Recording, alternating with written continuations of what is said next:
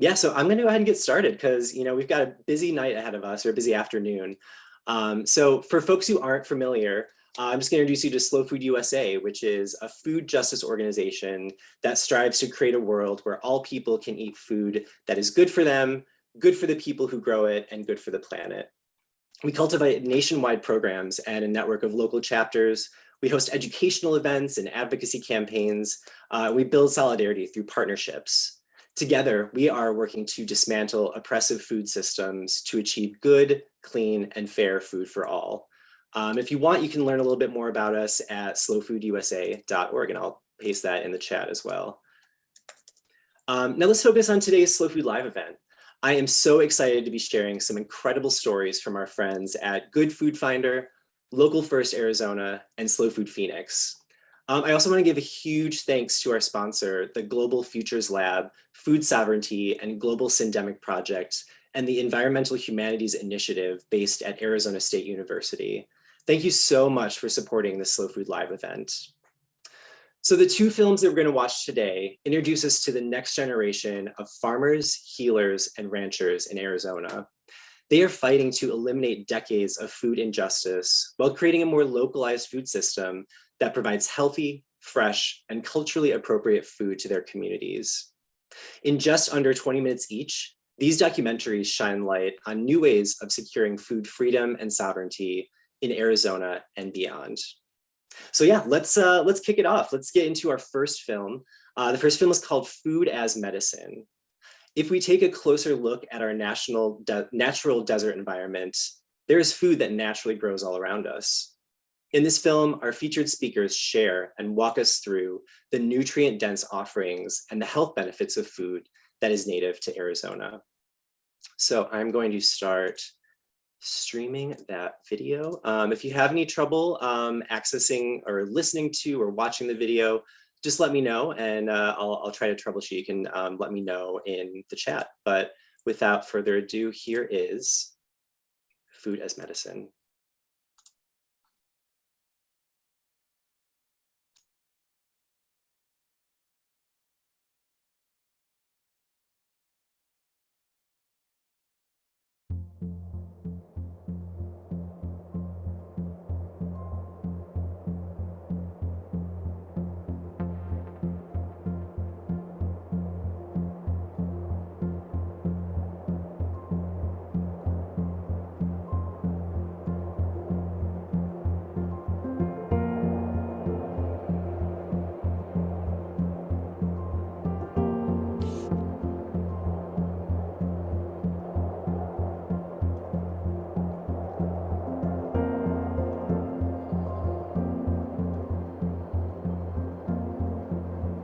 There will be other times that you'll see bears in the distance and they'll just watch you.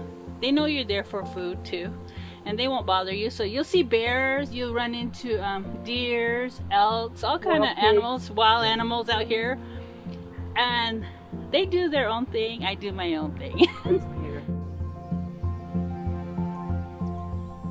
And you will get thorns on you. That's no mistakes there, but you just have to be very careful. And once you start to know thorn and you want to use a brush, and you can basically use any brush that you do find. You'll always find a tool, a natural tool that you can use to help you collect these. After I'm done processing, which is peeling it and removing the thorn in the outer skin,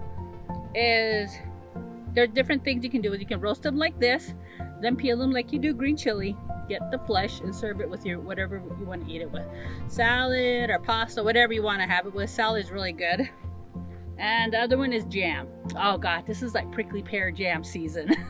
So you got a lot of people doing preserves, syrups, jelly, and also candy. Myself, I do a prickly pear chips. And it's a very nice, beautiful dried fruit.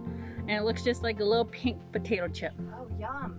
Yeah, so these are this is like, the best time to do all this right now. This was really a personal journey. I lost myself to who I really was, who I really am, is this beautiful Apache woman that just stayed dormant and got lost in the society of drugs and alcohol. I have relatives, they're basket weavers and do a lot of traditional things. And had some take me out. We went to go get materials for a project they were doing. Something just being out here. And being out here, just being here, I felt so much love that I've never had my whole life. I've never experienced my whole life. Tongs are the best thing. I couldn't find my tongs. So these are another one's a really excellent garden tool, okay? Put it underneath. And you just pry it. And there we go. And this is like the coolest tool. It's high in antioxidants. And when you look at it, it's not just the plant itself. It's not just the fruit itself. It's being out here with nature. It reconnected me to not only the land, but to this really large void that I've been carrying most of my life, and help filling that void with traditional knowledge. And a lot of it goes back to how you say, some people say historical trauma, and I went through trauma as a very young person. And it took me 40 years, over 40 years to talk about these things to groups and people. So bringing people out here to help them heal through different traumas they've all experienced, whether it be abuse, alcohol, sexual violence, suicide, anything. Coming out here is like the first moment I came here. And the only reason I enjoy bringing people here because I know what it personally has done for me.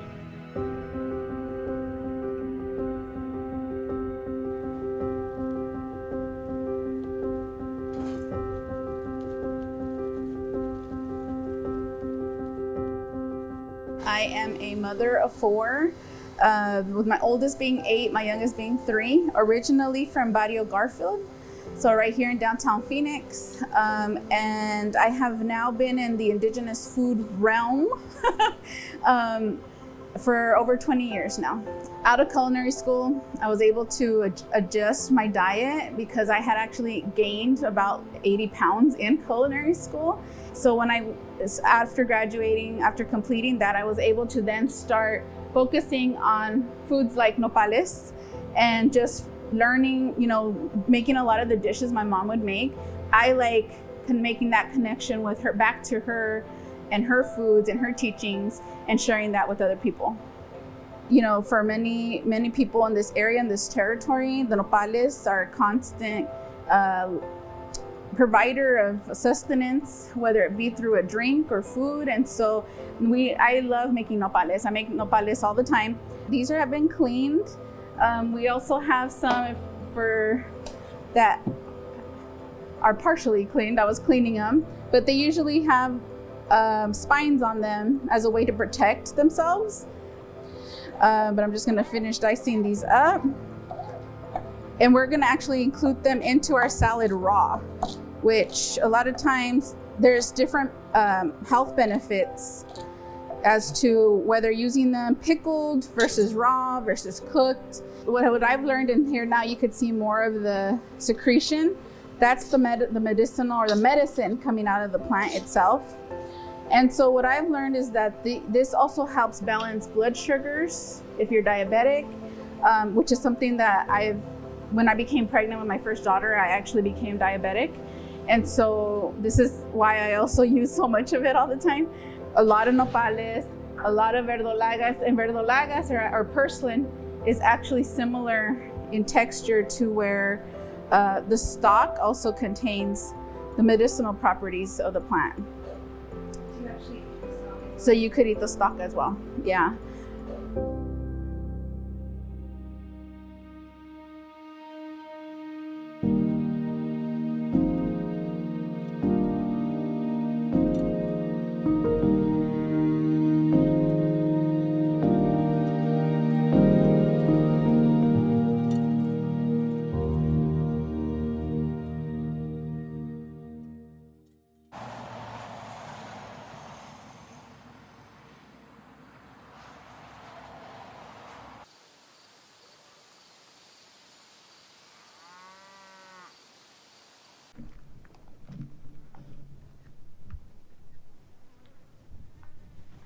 So is it different coming out here Yeah, it is. and seeing the whole thing done? Yeah, like how they make it seem more complicated, but seeing like how my grandma just picks it, that's like how we used to do it and how her grandma did it. So Are you doing it? yeah. When it's still green, we don't bother it. We just go past it until we get it this color. And we only pick just enough, you know. We don't want to take all of it. We give some back, like to the animals, you know, to the birds, to the wild pigs, deers, elks. We leave some for them. We, you know, again, we say thank you for it too, because this is our food. Our elders used to eat this. Our ancestors, you know, they're the ones that picked these, and it's brought down to our generation. And now I'm showing it to my granddaughter. His little. You got pricked with the pear? Yep. Let me see. It's definitely a lot of pressure being able to learn things from my grandma and then thinking, oh, well, you know, this is my culture, it's what I grew up on. Then having to one day have kids and pass it on. It's like, I don't want this to die out because it's something really special. Today I canceled my classes because she told me that she was coming out. So I was like, oh, I have to cancel my class and wait until later on today to take it. So, because I really want it to come out. I love coming up here. Why? It's just, it heals you in a way. Like with coming out and picking a prickly pear and getting tea or even just for a drive, it's like, you can't experience this in the city or even like on a reservation because of the houses. And it's like, it's open and it's like, oh, this is where my ancestors came from. And it's really nice learning about just family, how they would come out here. And it's like, I think that's what connects me so much to picking and harvesting. It's just like learning that my grandma's mom did it and she's doing it and I'm doing it. And it's just like, it so makes you, makes you emotional thinking, oh, I get to carry this on and share it. But again, you see there's thorns in them, so you can't. Nopales, there's so many different versions that grow. I would always, if you're growing any yourself or have some in your neighborhood, in your community, if you're out foraging at all in the desert, always have a set of tongs. And I would say even a pocket knife or a nice sharp knife. A lot of them, especially right now during the monsoons, are ripe, are red, and then there's others that are still getting to that point. There's, in the Sonoran Desert, there's so many different foods, different medicinal herbs that can be used as teas. I actually like making a tea out of the bougainvillea flowers or the petals. Those are really good, really nourishing. It's very similar to like a hibiscus, eucalyptus, thyme. You know, there's so many things, not only culinary herbs, but they're also really beneficial just to have as a tea or as a type of tincture even. Another really good flower that a lot of people don't know about is even like the blossoms off of ocotillos. Those are really good, and the roots are actually used medicinally as well. So ocotillo flowers are really good for your lymphatic system. Oh, the creosote for sure is used medicinally with caution because it is such a strong plant that you want to make sure, and just respectful of the plant itself. It's called, in Spanish, we call it gobernadora. It's such a strong plant that has deep, deep roots in the earth. I actually tripped I fell really hard. I bruised my big toe. It turned black within minutes. And then one of my elders said, go grab some of the she called it shugoi, which is one of the O'odham ways to say it. And she said, go grab the shugoi and go make a really dark tea. So she sent somebody to go start boiling water with it. The darker, the better. And she just had me soak my foot in it. And within minutes, the bruise was gone.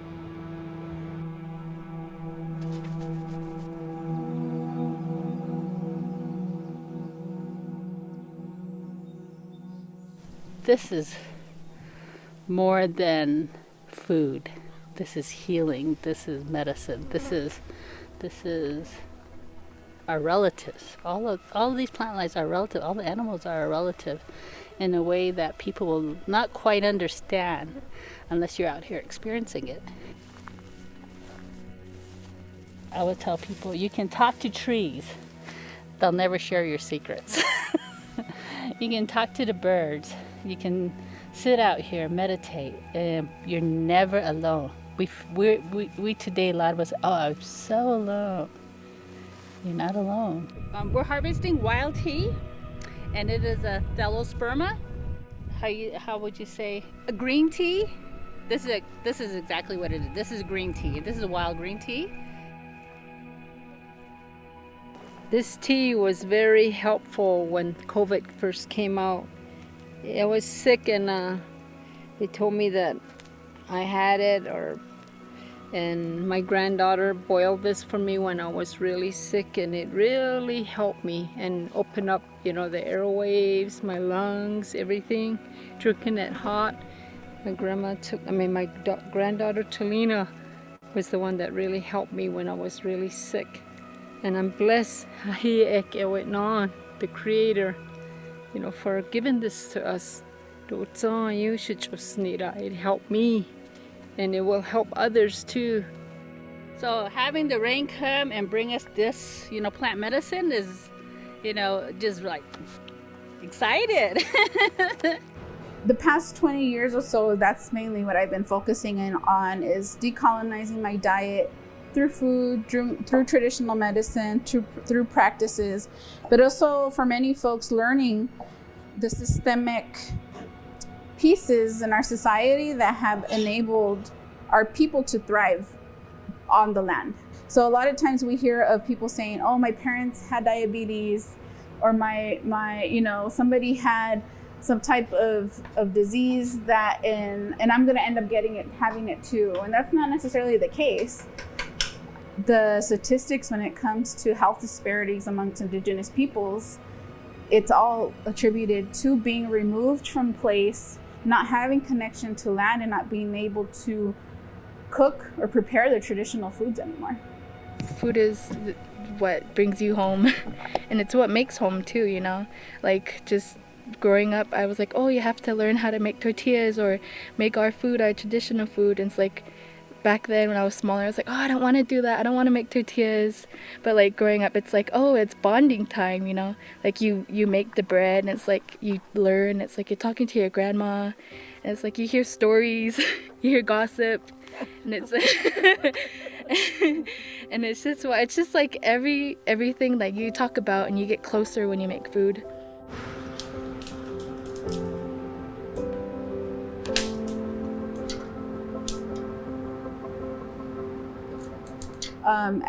We've learned the past year and a half during this pandemic has been that food accessibility was a major issue. The food system did not work for many communities that needed it, and then it just heightened so many systemic issues for communities of color mainly. Okay, or let me chop this really quick, and then because I want to be able to plate it for you, and then you could try it. You're gonna start from the roots, tubers, the fungi, you get the mineral, the nuts, the berries, and there's so many plants out here. It's seasonal. Okay, this is it's an acorn. It's an emery oak acorn. I know the spring waters that water this. I know all the plants that grow around this specific tree. I know how often the rain falls in this place. These acorns are very rooted into the land like we are. And some of us, we get disconnected, and that's what happened to me. But going back to the land is helping me reconnect to those roots, which are those 5 things that I'm really learning today a lot about, and helping me,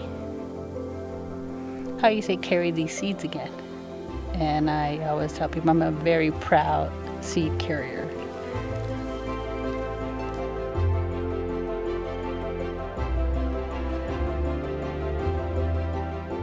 So we have is a blue corn tostada. We topped with a fresh pot of pinto beans, and on top of that we have our nopal or cactus salad with onion, tomato, roasted green chilies, purslane, and cilantro, and a little bit of lime juice on top of that. You could have some. There's plenty.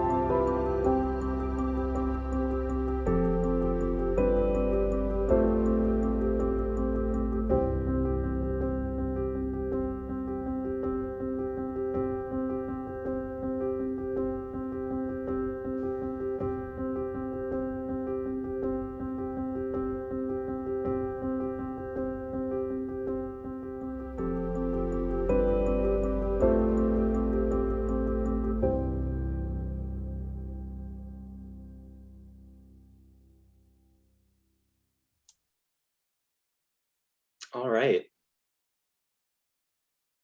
Here we go. Just a little bit more. Want to make sure everyone gets appreciated and recognized in the credits. So important. It's clearly a huge team effort that put this incredible film together. All right. Well, I love it if folks who are in the room could use the chat function and use the emoji function to show lots of love for what we just experienced.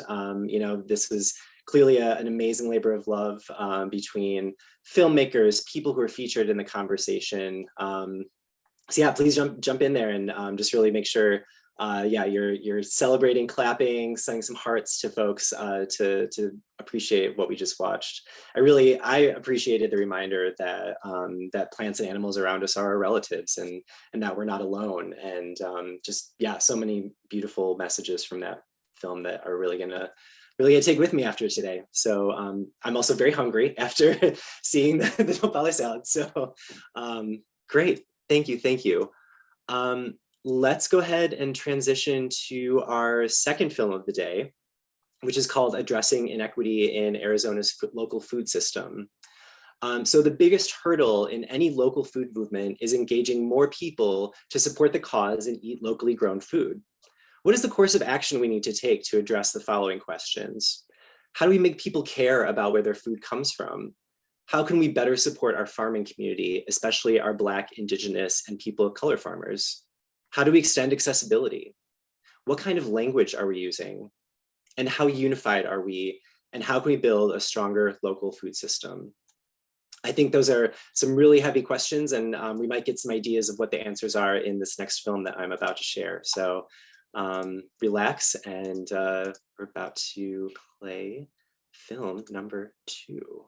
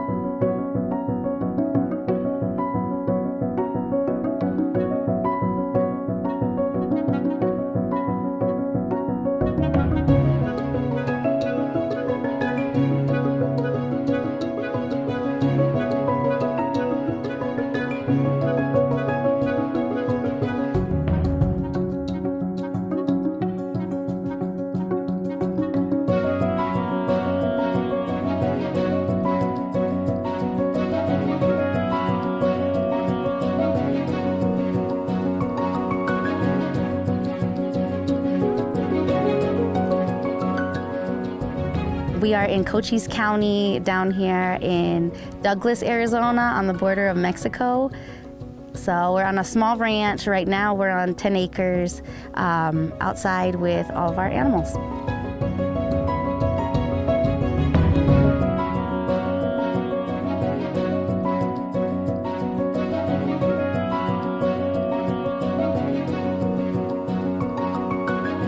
My background, my family background, her background is all city. So coming out here was a challenge.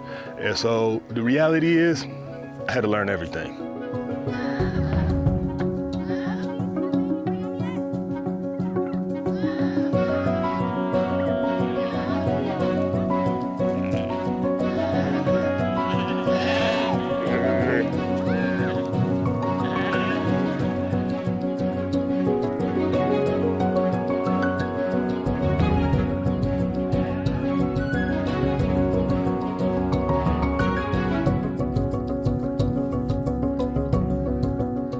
We have everything except horses. Ducks, turkeys, chickens, pigs, goats, sheep, cows, alpacas. I don't know. There's just so many. I'm like, we specialize in goats and sheep though. Building enclosures and fencing. So I'd put up fencing for my dog, and the dogs, I know they bury under, put concrete. So I've learned a lot of the basic stuff that you do with dealing with these things is just taking that knowledge and implementing it into this environment. It turned into building a ranch because we couldn't find any other Black-owned ranches in the state. And I was really shocked by that. And to build a future for my children, you know, we have to set it up for them. So we had to build it first. And then it really just ballooned because people were reaching out because they didn't have any support as well. Now we work with people all over the country. Every day I'm talking to different farmers. We talk, you know, animals, food systems, crops, sales, profits. There's a lot that we talk about. I talk to people about where they're gonna farm, what they're gonna farm, how they're gonna get started. I mean, if you're like me, there's nobody here to teach you, so you're gonna have to go through the trial and error. You know, think things through and just give it a shot. In the city, I always felt congested, and I didn't really like that. I mean, to each his own. Some people would hate coming out here. One of the big things is like coyotes at night and things like that. You gotta learn about that. So it's a change, but if you really wanna do it and kind of weigh out the differences, then you can make your own decision.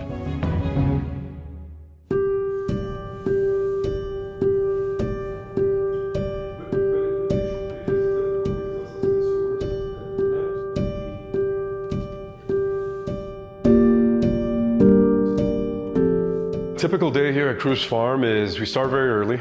It's really important to sometimes beat the sunlight, but working with the animals is key. We got to make sure that they constantly have a clean supply of water, make sure that they're all well fed, because if the more water, the more feed, the better production we're going to get out of our animals. We do our rounds. We make sure that everything is functioning properly. This is on the daily. And being an agricultural entrepreneur, it's not only working out on the ground. You have to dedicate your office time, you have to look at your strategies, you got to look at your numbers, and you got to make sure you're consistently growing your business in order to be successful. And long days, no weekends or holidays. And coffee. Yeah.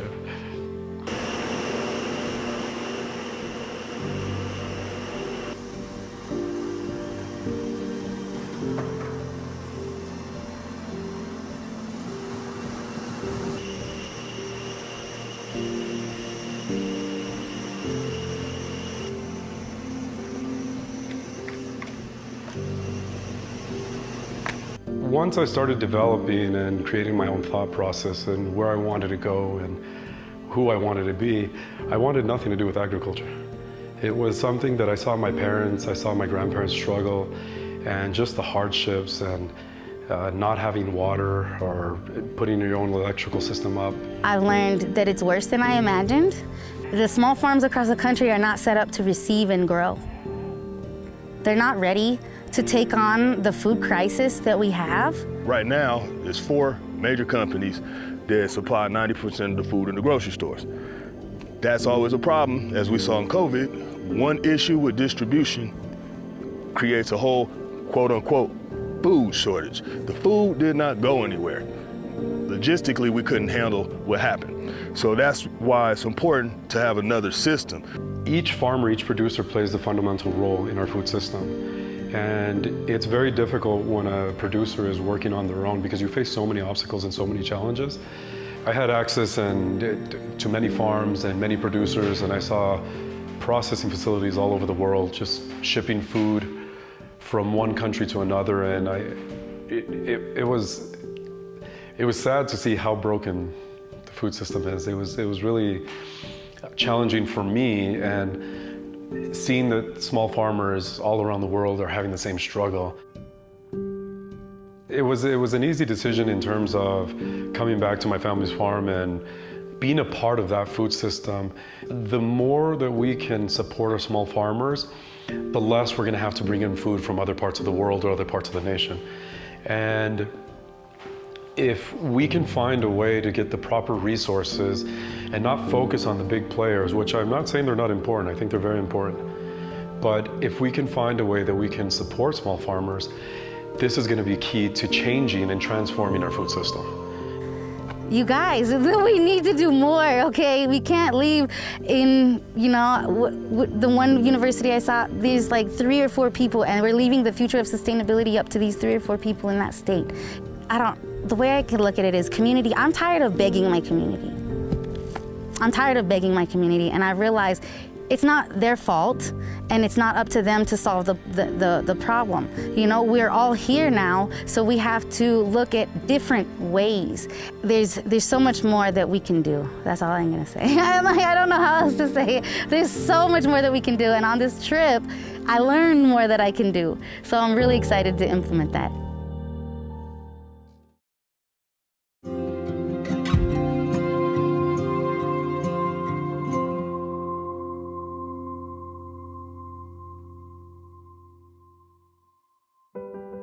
Dear future me, you have a gift, one you need to share. You're a great chef, but your passion is about more than cooking. It's about life, nourishing it, sustaining it, working with real ingredients grown in a way that takes care of our natural environments. So go get that sustainable foods degree you've been thinking about, because it's time. It's time to really get cooking. Love, me.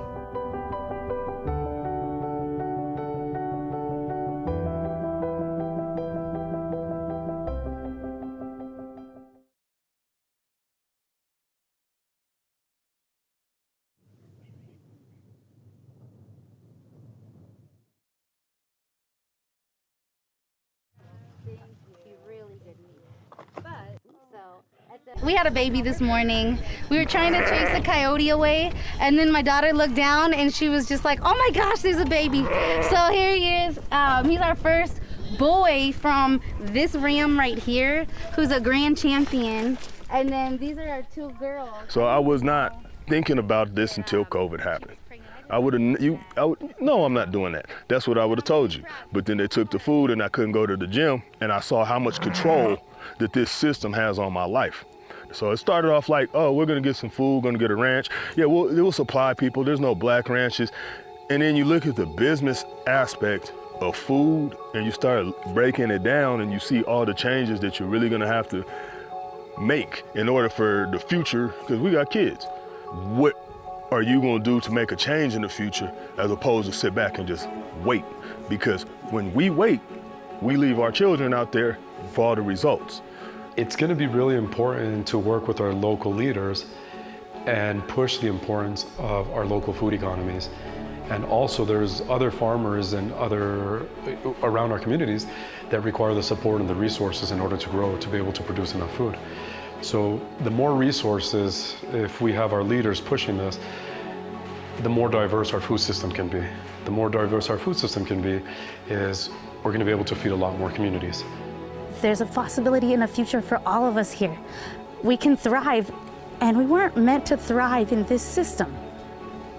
Everybody wants there to be food. I'm working with leaders in the industry in sustainability, in regeneration, because they know the need for all of us to work together. People need to see a successful black farm to know there can be a successful black farm. So we're trying to build a system where we can bring people in so there are more farmers and ranchers, where we can build a system where we can give our own grants from within that system to the farmers and ranchers in that system so they can get extra land if that's what their farm ranch require. A well, it's hard to get wells. Solar, the things you need if you're in the middle of nowhere and you're trying to do this. I mean, electricity is not easy unless you have solar, or they wanted to charge us $300,000 to get some electric down here. That's not happening. There aren't any resources available for the small farmer. It's not accessible. Unless you come into farming with a lot of money, it's very difficult to be successful. Somebody getting into this, they can't afford to attend your conference. So when you say you care about equity or inclusion or justice, but you want to charge $250 for a ticket to get people into your conference, and then when I apply for a scholarship, you say that you'll reimburse me, I can't attend. Do you know what I mean? So who is your conference for? You know, and that's not just that system, that's all of them. The average age of the farmer is 67 years old. If you figure there's 90% of the farmers are white ranchers, and if their kids don't want those farms or ranches, what's gonna happen to all the farms and ranches? So other people, other cultures, everybody needs to actually start getting in it and get a fair shake and get support so that's not a problem in the future. It does require quite an investment in order to run a small farm and to be able to produce. It takes so much inputs in order to produce anything, whether it's an egg, whether it's a vegetable. You're looking at soil education. You got to understand your soil and what you're working with. You have to understand your climate. You have to understand the elements that you're up against.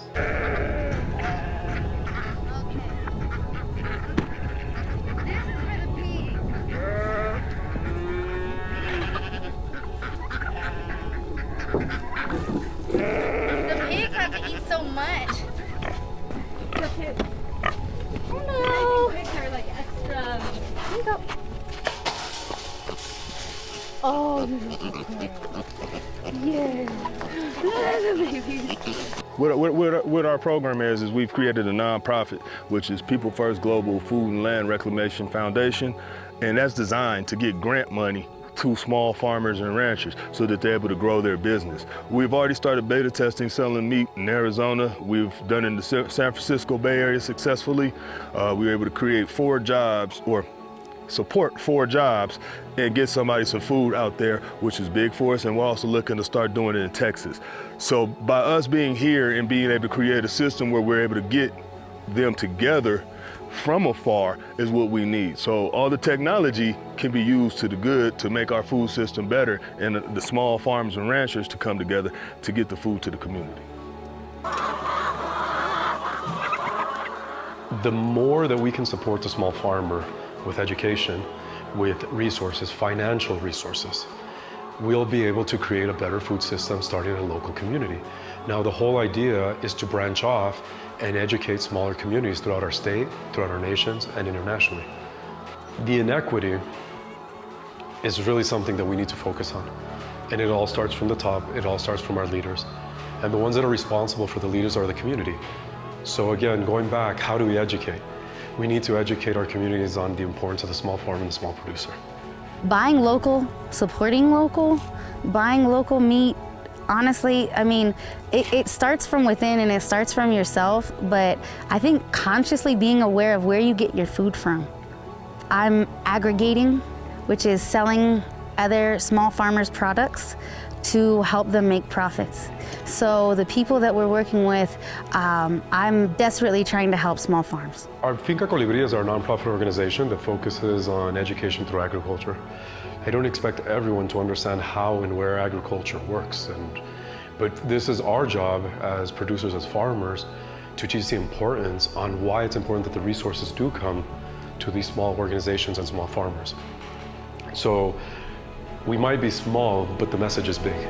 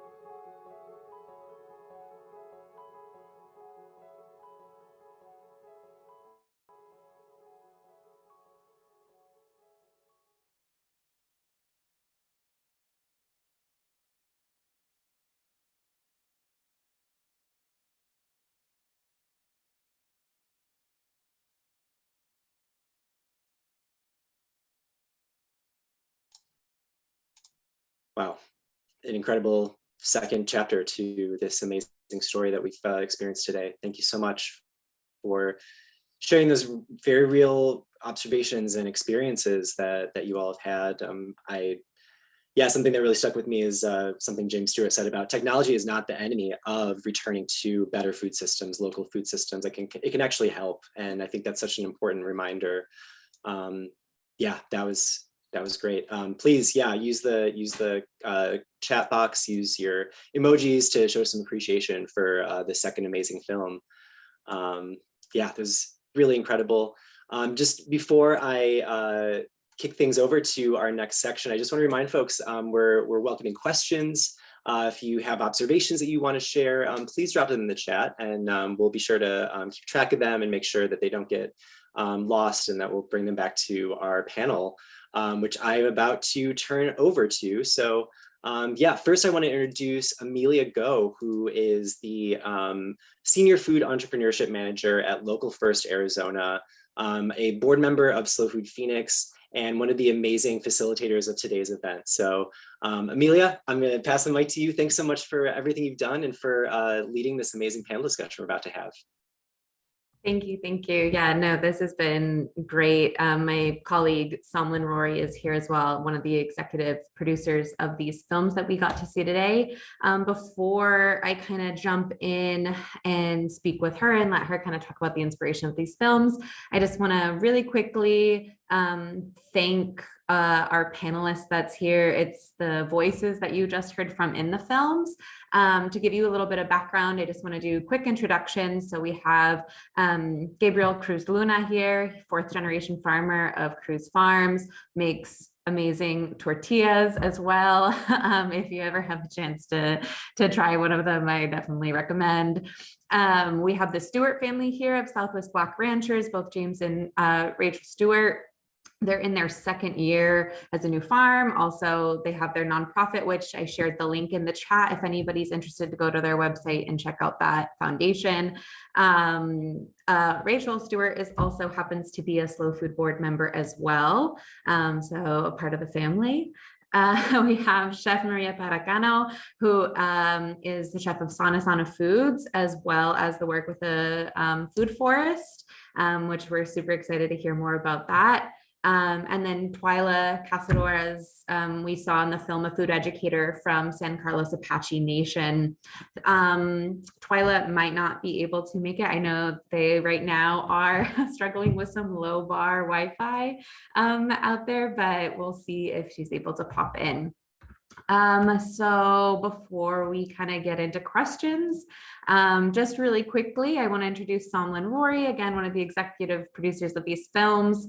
Somlin, can I please have you kind of talk about your inspiration for these particular films and what drew you to reaching out to these lovely individuals? Sure. So the Good Food Film Series is actually a collection of 12 short films, and the inspiration behind each of these films comes from a deep curiosity and love of our local farming community and elevating their voices and engaging the community to support our local farming community as they face the challenges, as they kind of go there. I thought that film was an excellent medium to share their stories and to get people more involved in the local farming out here in Arizona. Awesome. All right, well, let's go ahead then and dive into some questions. And I'm really excited to see that viewers are putting in their questions as well in the chat. So keep funneling those through, because if we have lots of time, maybe we'll get to all of them, we'll see. But my first question, I'd love to direct it toward Maria. Recently, you decided to take your mission and expand it into a new project called the Food Forest Cooperative with a group of other professionals in the space. Can you speak about this project and how it relates back to food as medicine, improving access and education, around food? Sure, thank you. And thank you everyone for tuning in and allowing us to be in this space. And there's one of my kids in the back, so she wants to say hi. But so yes, Sana Sana Food has been around for the past 4 years, and now with the onset of the pandemic is when the Food Forest Cooperative was born. And this now we've been in existence the past year. And we're really focusing on not only healing ourselves and our bodies through food, using food as medicine, like we've mentioned, but also healing the earth, healing the ecosystems, healing our Mother Earth that we all have to protect and take care of. So with that is creating ecosystems of community health and wellness, along with building ecosystems to help local farmers. So our Food Forest Cooperative has an acre at Spaces of Opportunity, which I know many are familiar with. And it incubates about 20 to 30 farmers. And these are all small farmers who are trying to survive. And so really for us, the difference is how can we support them in creating products? How can we support other small local farmers and purchasing from them directly to then provide value-added, nutrient-dense, culturally relevant food items to the community at large, the community of South Phoenix, really, who is in the middle of food apartheid. Like there's not accessibility to food to our communities of color in the South Side. So yeah, that's the Food Forest Co-op, really trying to aim towards the items, but also incorporating education, traditional knowledge sharing, and overall wellness and healing for our community. Awesome. Thank you so much for sharing. Let me see here. I think, okay, I'll wait on if we can get a number in for Twyla, and then if she's able to join, somebody just ping me to let me know. I want to ask another question to the stewards. So the premise of today's screening and conversation is about changing the narrative. Walk us through your reasoning specifically for developing your nonprofit, People First Global Food and Land Reclamation Foundation that supports minority farmers. Basically, it's to get more people out there into land ownership, get more farmers and ranchers out there. Our ultimate goal is to create an alternative food system where we can kind of work simultaneously with the current one. Obviously, that system is going to be the dominant system, but the small farmers and ranchers need opportunities. We need more small farmers and ranchers. We need more local food.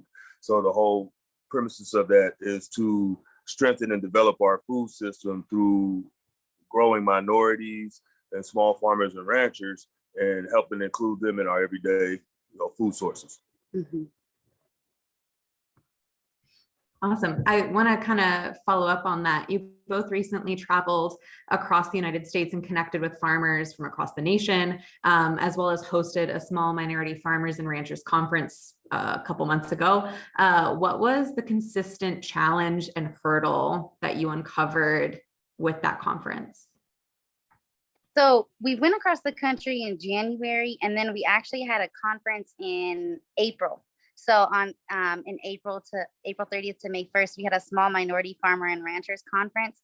And the theme was consistent, and that is the lack of infrastructure and the lack of the ability to grow, to take on more. Because we all need to sell more, we all need to make more. But in order to take that extra step and get those contracts and actually get to the next level to grow your entire operation, you need infrastructure. Yeah, and just to kind of go on that, there's all kind of programs that they design for minorities to, get contracts, produce, more, but people can't fulfill the contracts because they don't have the ability to mass produce, because minorities are generally the smaller operations, the ones that don't have it, have the, all the equipment and things that are needed. So just being able to get them more infrastructure is going to be big in the future of food. And the last thing that I noticed that was really common is the ability to think bigger, because we're really behind. If you look at all the other farmers, the other races, what they're doing, how much acreage they own, their products, their ability to meet food safety codes, we're really, really behind. So that's what the premise of our nonprofit is, to try to help everybody to get onto a bigger picture and on the board. Thanks so much. Really quickly, Twyla, are you on? Oh darn, I think they just went out. There was like somebody who had a duplicate. I thought maybe it was them. I'm hoping then, Rachel, based on both yours and James's answer, I know we have a ton of food experts on this call, so maybe somebody will reach out and help you with some of those hurdles that you just mentioned. Gabriel, as we're talking about these systems that are in place already and how we are a part of that, changing the narrative and changing those policies, what structural changes do you think need to occur first and foremost in order to better and serve and feed our communities? Yeah, of course. So, and thanks so much, Amelia, for that. And I think there's a couple of items that we really need to focus on moving forward, especially for the smaller producers, smaller farmers. We're seeing a lot of issues right now that's happening globally that's affecting the United States. And we're talking about fertilizers that come from Russia, Ukraine. We're talking about wheat. Between Ukraine and Russia, they produce about 1/3 of the wheat. So what does this mean for us? What does this mean that we need to be paying attention to? Number one is we need to be focusing on our soil. Our soil health is key right now. So if we can spread the word on how we need to take care of our soil and how we can do cover crops and how we can maintain that moisture and really start putting in products that help our soil to grow better food. And the other item is water. One of the biggest discussions that we're having in Arizona right now is water. So without soil, without water, there's nothing. There isn't food, there isn't infrastructure, there aren't farms. Cruz Farm doesn't exist, other farms don't exist. So the message right now is really, really important that once we begin these discussions and we start looking at structurally or infrastructure-wise or what we need to focus on, the key right now is education on soil health, soil awareness. Now, this doesn't mean necessarily, I want to focus also on another point on smaller operations, smaller farms. This doesn't mean thousands of acres. We need to take it back a little and we need to start looking at different growing systems. Greenhouse growing systems is going to be key for the future. So what does that mean? In 3 to 5 square feet, for every square foot, you can grow 3 to 5 pounds of food in the proper system. So the more we teach people, whether you have an acre, whether you have half an acre, let's focus on the soil health, soil awareness. Let's focus on your water and making sure that you can grow in a proper greenhouse type of structure. And we can grow more food vertically if we start doing some vertical growth. And we can also produce more food for our smaller communities. So you'll see a lot from Cruz Farm, especially. We're going to be advocating for these 2 items right now. And we're going to make sure that other small farms have access to water and have access to soil health awareness.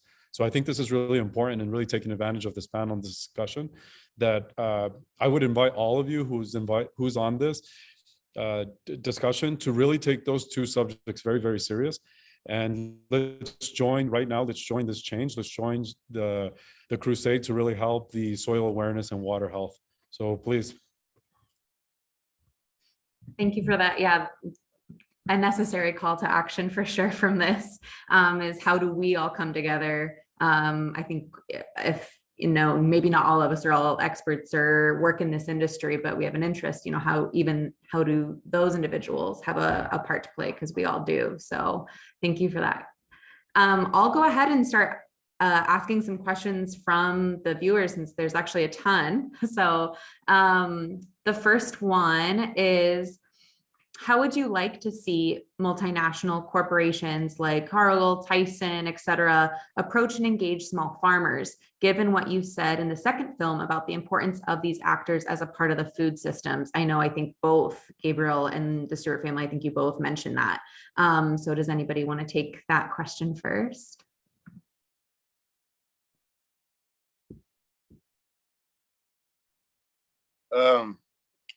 I guess I'll do it. So I don't necessarily see that happening. I mean, system is the dominant system. Those systems usually go more for control than to opening competition in other avenues. I know a lot of them do already. They all use smaller farms and ranchers as it is. So they all contract out. They get products from them and stuff like that. But I don't necessarily see that being a change. I think the change comes on our own end and our own development of our own independence, localizing food and getting food to communities. And the biggest thing of all, I mean, no matter what farmers, ranchers, large corporations, and small corporations do, it's gonna end up coming to the people and the consumers. The consumers, the people decide where they buy their food from. They're the ones that get the foods, choose the foods. They spend the money. So at the end of the day, the change is going to come from both sides. It's not going to just come from one particular party making a great move. Everybody's going to have to collaborate and think about the food system as a whole. And then I believe that's when the change comes. And then to add to that, I really think access to capital and technology. I think that those are things that larger corporations can support smaller farms with through various methods. And that would really help leaps and bounds.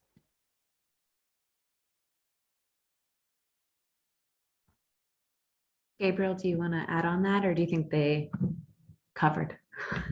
Yeah, sure. I mean, Amelia, I always have something to say. But I would like to add, currently our current situation, even globally and speaking nationally, it's working, it's feeding people. The big players are doing the job. What we need to pay attention to is there's going to be a major shift. There's going to be a shift with the big players. There's actually going to be a huge transition towards a small farmer, small producer. It is going to take time. It's not going to happen overnight, but it's already happening in Europe. It's happening in Africa. It's happening in the Middle East. And I've been communicating with a bunch of different farms and organizations throughout the world. And this is a really exciting time actually in food, because one of the keys that we want to focus on, especially for the smaller farm, is we can offer a higher nutritional content for our produce and for our products. So this is where we need to focus on. We need to focus on where can we maximize on producing healthier, more quality food and giving more accessibility to more people, whether it's your local community, your local food bank. And let's face it, at the end of the day, the majority of us, I would have to say about 99% of us on this panel, let's not even go globally or nationally, we all go to grocery stores.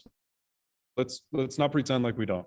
We all go to grocery stores, and that food comes from the large players. That food comes from the big players. So that's what's making the world go round right now.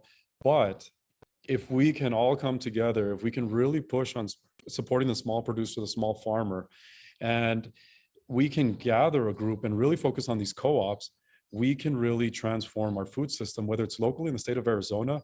And we can begin. Let's be the leaders for the state, guys. Come on. And all of you that are from Las Vegas and from California and from other places, let us know what you're doing, and let's start sharing that information. Let's not keep that information within. Let's start sharing. You can ask the stewards. I'm an open book when it comes to that knowledge and this sort of information. I would wish that somebody would come and just tell me, how can I be more efficient? How can I maximize my profits? And we got to share this information, you guys. We really have to. If I could ask of anything from everyone that's involved in this conversation. Well, thank you for that. Really quickly, before I continue, is Twyla on? No? Oh, okay.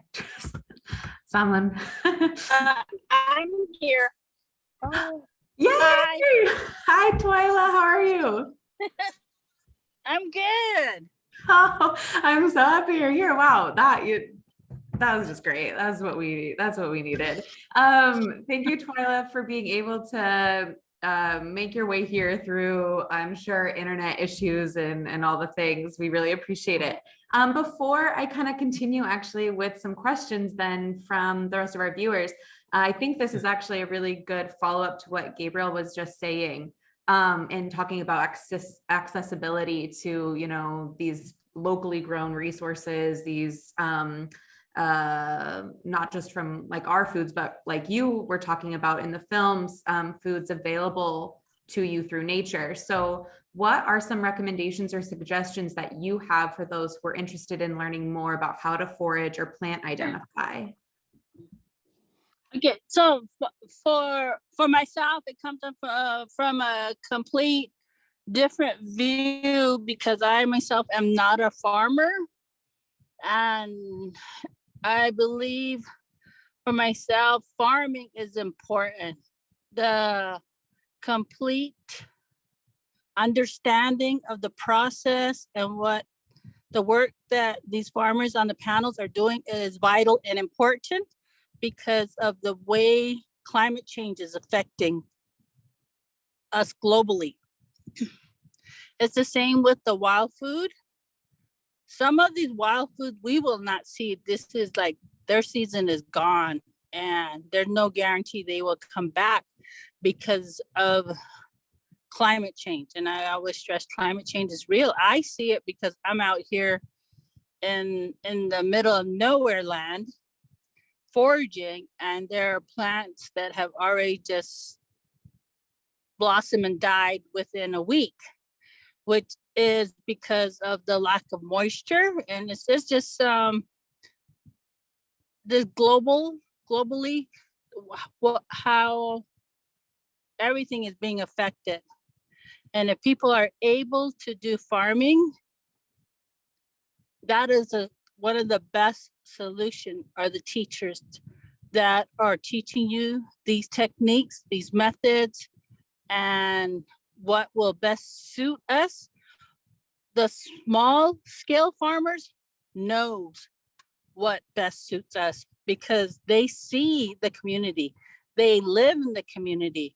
When you look at large scale farmers, they are not part of the community. Actually, they're in a whole industrial and marketing in a whole different way, where the small scale farmers actually visually see the impact of what their work is doing and how beneficial it is to a community.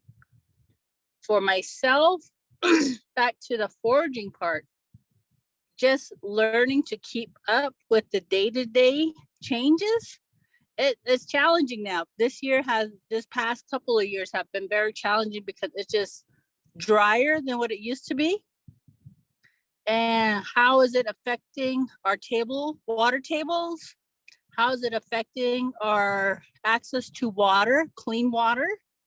How is it accessing our ability to do the work for farmers, independent, small farmers? How does this affect them also? Because of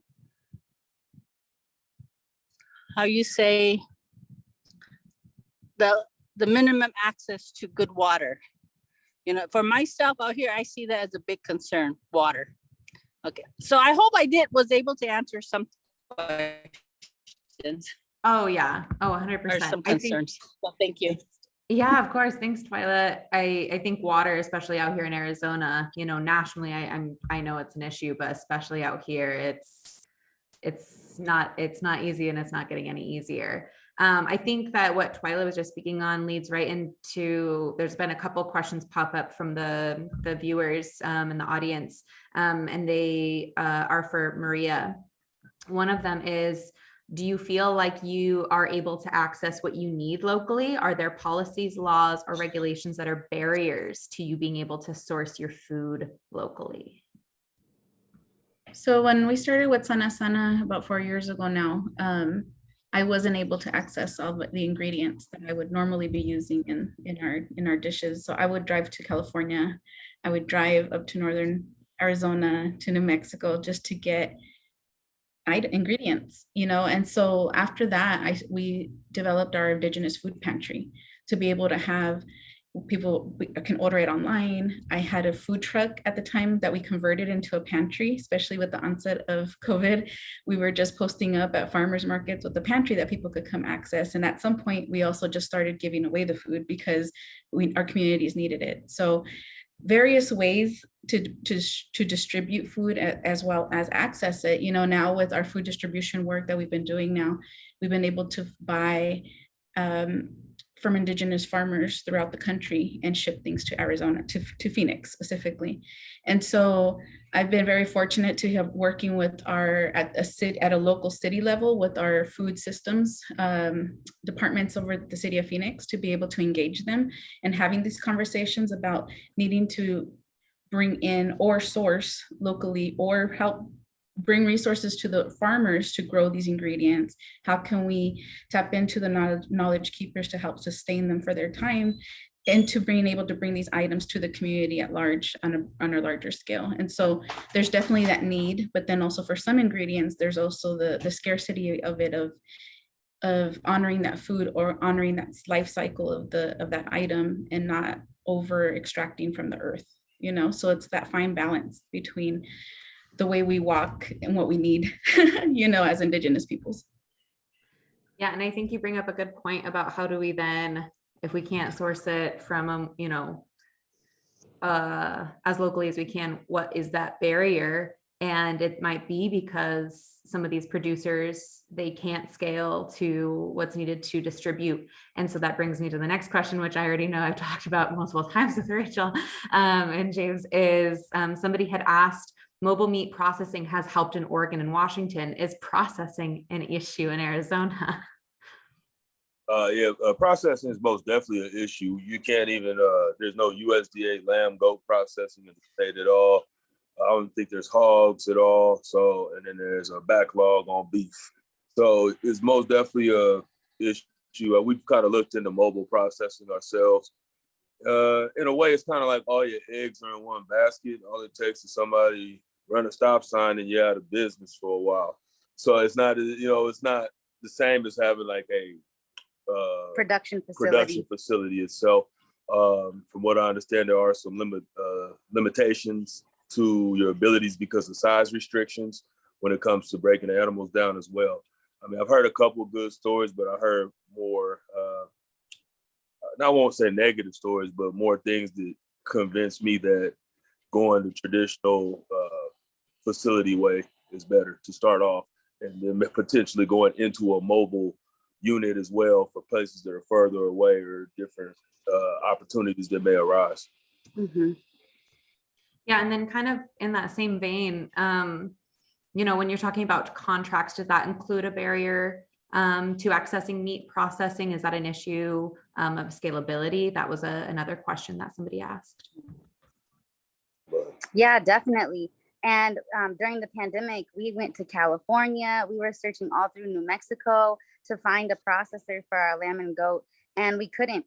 You know, we have to go the custom exempt route and sell in a different way, direct to consumer, because we can't take on the large contracts that require the in-state processing or the USDA process. But that's why we're working on a facility right now. So we're working on getting the funding for that facility so we can process our own meat, USDA and state inspected. Awesome. There's actually, there's a question really quickly here too. I'm sorry. Okay. Oh, Twyla, is that you, Twyla? I just muted myself. I apologize. Okay. No, you're fine. There's a question here. Should we be considering partnerships, perhaps between the Cruz Farm and Stewart family, working toward producing blended proteins, value-added proteins that utilize both animal and plant-based proteins so both entities can thrive? That is, does there need to be a vegan versus meat world, or can the next trend be to produce high protein, nutritious foods in tandem and gendering growth in all foodways? I'm not sure what the last part is. But what about a partnership? Does that make sense? I think partnerships always make sense, and you can definitely benefit from each other in terms of what someone lacks, somebody else can take over, and vice versa. But I think a couple of points here is neither focusing on meat production or focusing on vegetable production. Veganism isn't the answer, and all industries are going to be polluters and waste. The food industry is one of the largest food wastes in the world. I mean, this is what we're doing. So I think the partnerships are very important. I think they're key because not only does the knowledge aspect come into play, where you can also you can benefit, or the other farm can benefit, but I think there could be some types of synergies. And we've already been in discussions. The Stewarts and the Southwest Black Ranchers and Cruz Farm are already in collaborations. Right now, we're both in a process of funding of growth, and unfortunately, these growing pains are very painful. So hopefully, we'll get past this, and I think, stay tuned for what's to come, because their vision is incredible, and I support and admire what they are doing. And if there's anything that I can do to back them up, I mean, they have my support 100%. And for any other farmer that needs any support, we can always make time and find ways on how we can collaborate and grow. This is what we're here for. And Awesome. to kind of continue off of that, yeah, definitely, Mr. Cruz has opened up his doors to us, worked with us, educators, gave us a lot of knowledge. We held our first small minority farmer and rancher conference together in collaboration at his facilities. So as far as partnerships, yeah, we definitely always try to partner up. We try to work with each other, help each other in any way, which is basically what small farms and ranchers need to do, because we have each other. We all have problems with there's things that, as he said, that some have, some don't. As far as product wise, I mean, we both have different varieties of products. So to combine, I guess, a specific vegan and non-vegan product, I'm not sure about that one. But as far as working together in unity, that's definitely something we always talk about and look to do in the future. And something that that Gabriel mentioned earlier is the nutrition density. And that's one thing that we focus on a lot, and the people that buy from us really appreciate the regenerative, the organic, the fact that our animals are hardy, and I think these are things that people can focus on in the future when trying to combine products. People care about that, and they value that.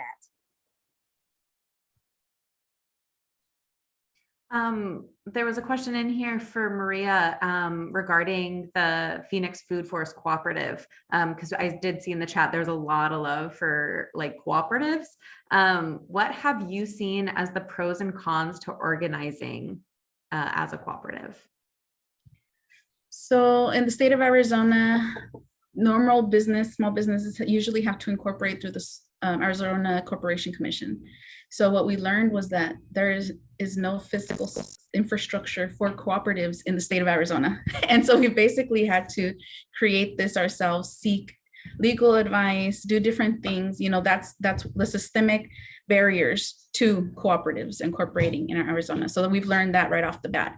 Second has been people's thinking about cooperatives and thinking that this is a new trend or a new thing, when actually our communities have organized and worked as cooperatives for hundreds of years. It's just now the only difference is that this is now an entrepreneurial or a business venture, and so now it's kind of getting people to learn the differences with, business aspects, incorporating how we are as community, and wanting to bring financial resources to the community off of this business model, and those members of the cooperative, and so I think that's been the biggest struggle, is where people wear multiple hats as far as, no, I'm a business owner, this is how I do things. No, it's a cooperative, this is the way we do things. And that's the thing, is now it's just it's community, it's more inclusive that way. So that's been our biggest thing, is navigating the systems within the state and this lack of systems that we have to support cooperatives, and then the community, the thinking behind cooperatives. And that's been our biggest barriers there. Thanks for sharing. Just to make sure we're good on time, there are so many questions, but I'm just going to ask a couple more to wrap up and let everybody kind of have like a closing thought. There are a lot of questions about how can small size neighbor farms work together with groups like yours who are producing on a larger scale, or how do we support small farms from large metropolitan areas? Because I think, collectively everybody's talked about how do we have these small producers be able to distribute their production out to their communities to serve. This isn't to anybody in particular, but does anybody want to kind of talk about what you think that would look like, or any thoughts you have on what's helped you perhaps in connecting more closely with getting your production out as a smaller business to your community?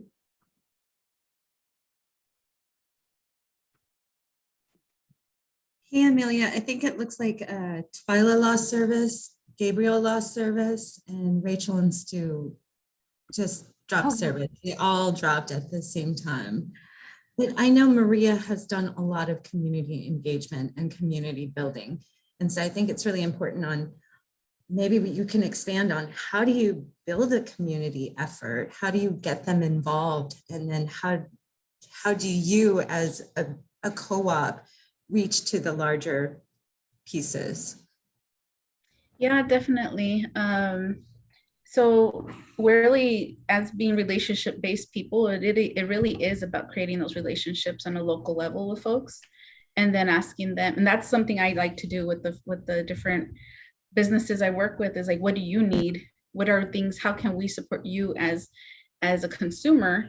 And then working with them to either try to find different revenues to bring in either product. Like one of our favorite products is made out of with corn that's imported from Chihuahua, Mexico, from the Raramuri community, that is then brought to Wichita, Kansas, and then shipped to Phoenix after it's been processed, and like, how can we help support that system, being small as it is, how can we support that? And then here locally is how do we then educate the community about how do you use this item? How do you use pinole? Because a lot of these items are ingredients that our grandparents or our ancestors used, and it's reintroducing a lot of these ingredients into our normal diet again.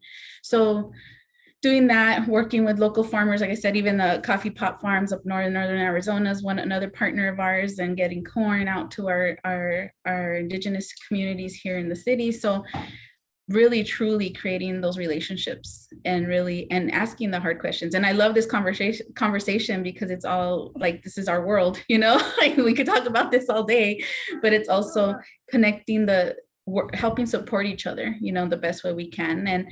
And really truly seeing it as a community, because you could wear multiple caps as an entrepreneur, right? And we've also, myself, speaking for myself, always fighting those systems that have oppressed our community. So now how do we turn this into a good thing for our families? Our families need to eat too. Our families need to thrive.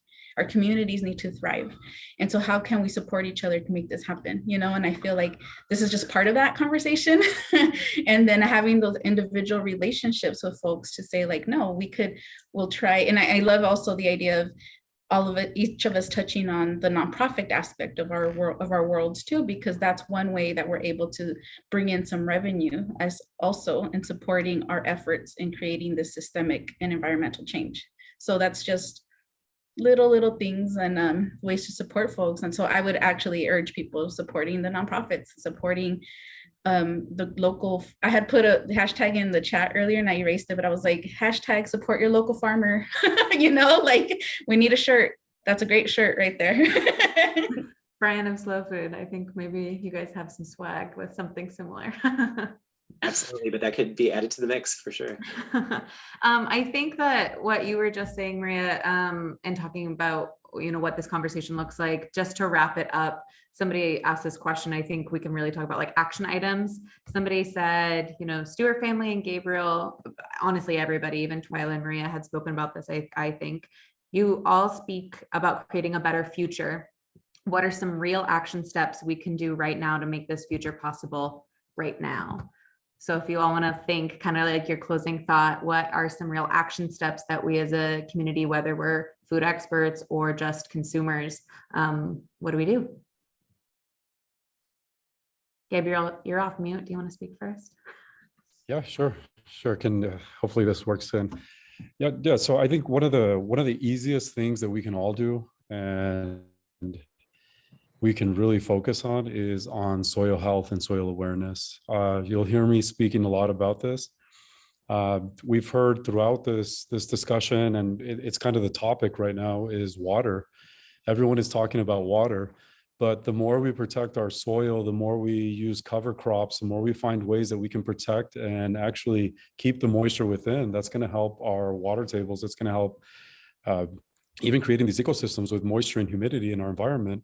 So yes, it is getting warmer. Yes, it is getting drier, but this is one of the most immediate, easiest things that we can do to impact our current situation. And if we all are a little more conscious and aware of what we're doing to the soil, And we really focus on that cover crop situation and soil health. It could really make a difference, and it could really start changing. And it's going to take a lot of time for us to see transformation or change within our food systems and how people are being fed. But I definitely stand by that, and the academic studies and research behind this. And there's a lot of information out there. If you have any questions, I'd be glad to share more information. But that is something that doesn't even cost you anything.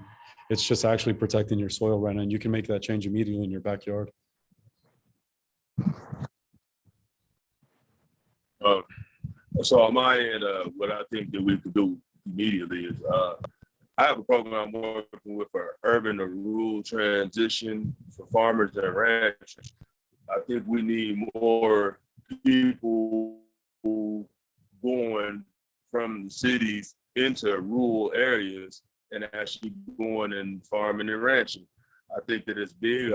The current people that are farming and ranching aren't necessarily passing down their farms to their heirs. So there's going to be a lack, continue to be a lack of farmers and ranchers unless people from different backgrounds, different diversities are going into the industry and starting to have, their own farms and ranches. And we're creating, a new culture where children start following the footsteps and also showing that people can actually make money doing so. So I think that's kind of one of the things I focus on being the biggest thing, and just getting more new farmers and ranchers and people getting into it. So with the co-ops and with community, it's a really great thing, but it has to start from yourself. It has to start from within. So we try to strengthen individual farms so then we can work together, So that's where coming out for our urban to rural transition program, we're really trying to help strengthen them so then we can all grow and create and support more food. Mm-hmm. Yeah, education is huge, especially for our younger generations. Maria, is there anything you want to add before we wrap? No, I don't think so. Awesome. Well, I think there were so many questions, so I'm going to share all these leftover questions with everybody who's on the panel, and maybe they can answer them on their social media or anything like that. But I'll pass back to Brian. Thank you so much, everybody who participated and shared your questions. I'll pass back to Brian to kind of wrap up. No, I completely echo your gratitude, Amelia. This was such a wonderful afternoon and evening of exploration and learning and hearing from you all and thinking about what we can do to translate your strategies to where we live if we're not in Phoenix, if we're not in Arizona. So yeah, huge thanks to Twyla, Gabriel, Maria, Rachel, James, and especially Salma and Amelia for collaborating on this with me for the last many months and finding the right time, the right combination of speakers, the right films. And yeah, it was such a great experience. I also want to thank Tapatio for doing our Spanish language interpretation today. Huge thanks. It's a huge lift to be an interpreter, and I always have such great gratitude for you, Tapatio. So thank you. Yeah, if you are interested in checking out other Slow Food Live experiences, check us out at the link that I just added to the chat. And certainly, just like it was mentioned earlier, nonprofits really help to kind of continue this work of educating and advocating and bringing people together and networking. So if you want to sustain the work that we do at Slow Food USA, consider becoming a member. You can do it for as low as $30 to make an impact. So huge thanks to you all. Take care, have a wonderful evening, and we'll see you at the next Slow Food Live event. Take care. Bye.